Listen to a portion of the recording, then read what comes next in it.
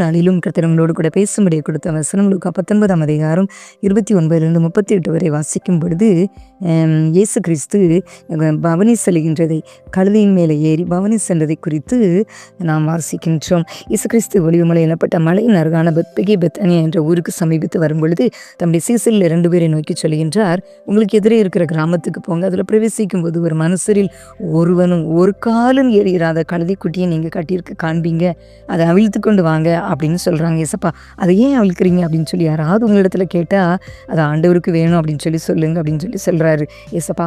அவர்களுக்கு சொன்னபடியே அவர்கள் அந்த கழுதை குட்டியை கண்டு கொள்கிறாங்க.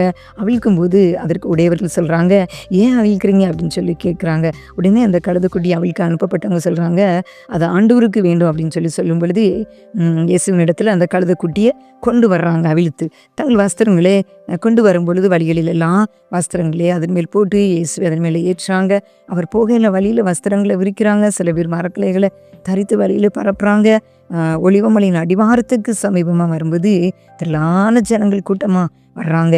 இயேசு செய்த அற்புதங்களை குறித்து சந்தோஷப்பட்டு, கர்த்தருடைய நாமத்தினாலே வருகிற ராஜா ஸ்தோத்திரிக்கப்பட்டவர், பரலோகத்திலே சமாதானம் உன்னதத்திலே மகிமை உண்டாவதாக அப்படின்னு சொல்லி சந்தோஷத்தோடு தேவனை புகழ்ந்து பாடுறாங்க. பிரியமானவர்களே, இன்றைக்கும் கர்த்தர் உங்களோடு கூட பேசுகின்றார். கேட்டுக்கொண்டிருக்கிற குடும்பத்தின் பிள்ளைகள் உங்கள் ஒவ்வொருவரோடு கூட ஏசப்பா பேசுகிறார். பிரியமானவர்கள், இன்றைக்கும் ஏசப்பா ஒவ்வொருவரையும் பார்த்து, மகனே மகளே, நீ என்னை இந்த உலகத்துக்குள்ளே சுமந்து செல்வாயா?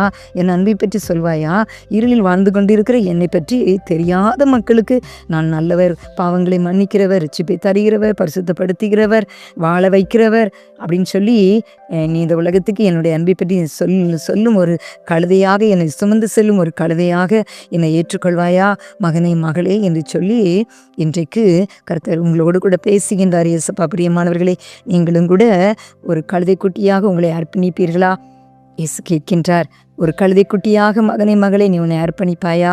பாவத்திலும் சாபத்திலும் அக்கிரமத்திலும் போதை வஸ்துக்களுக்குள்ள விபச்சாரம், வேசித்தனம், இச்சை, கொள்ளை இப்படி அசுத்தத்துக்குள்ள வாழ்ந்து கொண்டு இருக்கிற எத்தனையோ கோடி மக்கள் வாழ்ந்து கொண்டு இருக்கிறாங்களே, என் அன்பை பற்றி என்ன அறியாத மக்கள் வாழ்ந்து கொண்டு இருக்கிறாங்களே, அவங்களுக்கு மத்தியில் என் அன்பை பற்றி நீ சொல்வாயா?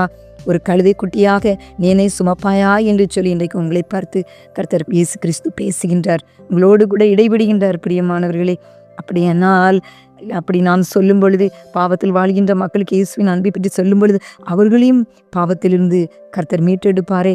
அவர்களும் பாவமன்னிப்பின் நிச்சயத்தை பெற்றுக்கொண்டு இயேசுவினிடத்தில் வருவார்களே. பிரியமானவர்களே, பரிசுத்தமான ஒரு வாழ்க்கை வாழ்ந்து அவர்களும் இயேசுவின் அன்பை ருசிப்பார்கள் அல்லவா? அப்படியாக இன்றைக்கு கூட நாமும் கூட அப்படி அர்ப்பணிப்போமா?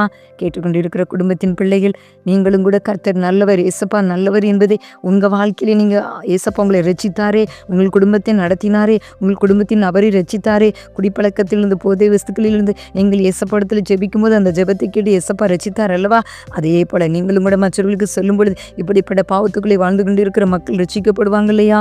ஏசப்பா இவ்வளவு சந்தோஷப்படுவார் அல்லவா? பிரியமானவர்களே, நீங்களும் அப்படியாக நீங்கள் உங்களை ஆயத்தப்படுத்துங்கள்.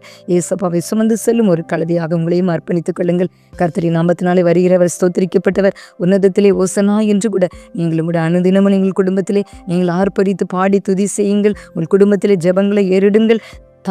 சாத்தானுடைய தந்திரங்கள் எல்லாம் அழிந்து போகும். சத்துரு எதிர்த்து நிற்கக்கூடிய கிருபைகளை கர்த்தர் உங்களுக்கு தருவார். கர்த்தர் உங்கள் வாழ்க்கையிலே பெரிய அற்புதங்களை செய்வார். நீங்கள் மற்றவர்களுக்கு இயேசுவின் அன்பை பற்றி சொல்லும் பொழுது இயேசப்பா எவ்வளவாய் உங்கள் மூலமாய் சந்தோஷப்படுவார். பிரியமானவர்களை, ஆத்துமாக்கள் சந்திக்கப்படுவார்கள் அல்லவா? அவர்களும் இயேசுவின் அன்பை அறிந்து கொள்வார்கள் அல்லவா? பரலோகத்தில் இவ்வளோ ஒரு பெரிய சந்தோஷம் உண்டாகும். இயேசப்பா இவ்வளோ சந்தோஷப்படுவார் அல்லவா? உங்கள் குடும்பத்தின் மூலமாய், உங்கள் ஒவ்வொருவருடைய தனிப்பட்ட நபர் மூலமாய் இயேசப்பா இவ்வளோ சந்தோஷப்படுவார் அல்லவா? அதனால் நீங்களும் கூட உங்களை அர்ப்பணித்துக் கொள்ளுங்கள். அப்படிப்பட்ட கிருபைகளை தேவன் உங்களுக்கு தந்தல்வராக. ஆமென்.